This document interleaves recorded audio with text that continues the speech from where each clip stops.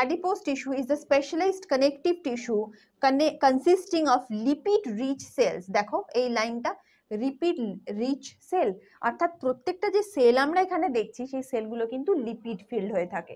দেখো এখানে কি কি আমরা পার্টগুলো রয়েছে, কোলাজেন ফিল্ড যে পার্টগুলো রয়েছে, অ্যাডিপোসাইটস, এই প্রত্যেকটা সেলকে বলা হয়, মানে এই যে এই সেলগুলো যদি আমরা দেখি, সো দিস আর দ্য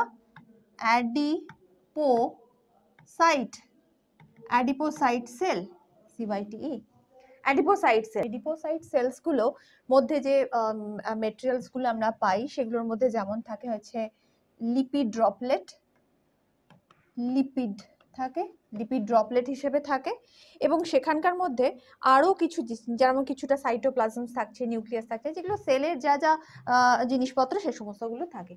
সেলটার নাম দেওয়া হয় অ্যাডিপোসাইটস, সেই দিয়ে পুরো ফ্যাট টিস্যুটা, মানে যে যে জায়গাতে আমাদের বডিতে ফ্যাট বডি রয়েছে, যে ফ্যাট অংশ রয়েছে, তো সেখানটাতেই অ্যাডিপোস টিস্যুগুলো আমরা পাই।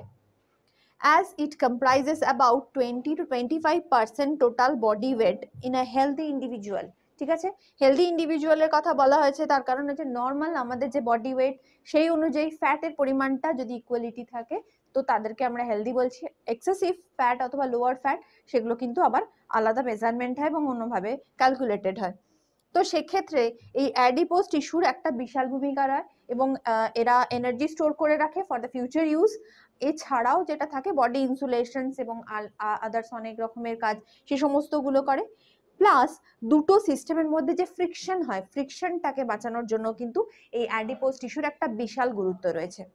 যে কোনো একটা অর্গান, সেটা ধরো হার্ট হতে পারে, লাং হতে পারে, কিডনি হতে পারে, what ever the organ is that, internal আমাদের বডির কথা বলছি, তো তাদের বাইরে কিন্তু একটা ফ্যাটের লেয়ার, অ্যাডিপোজ টিস্যুর একটা লেয়ার থাকে টু প্রোটেক্ট দ্যাট অর্গান, যেটা ঘর্ষণজনিত যে আঘাত সেখান থেকে যাতে সেটা আর কি বাঁচে।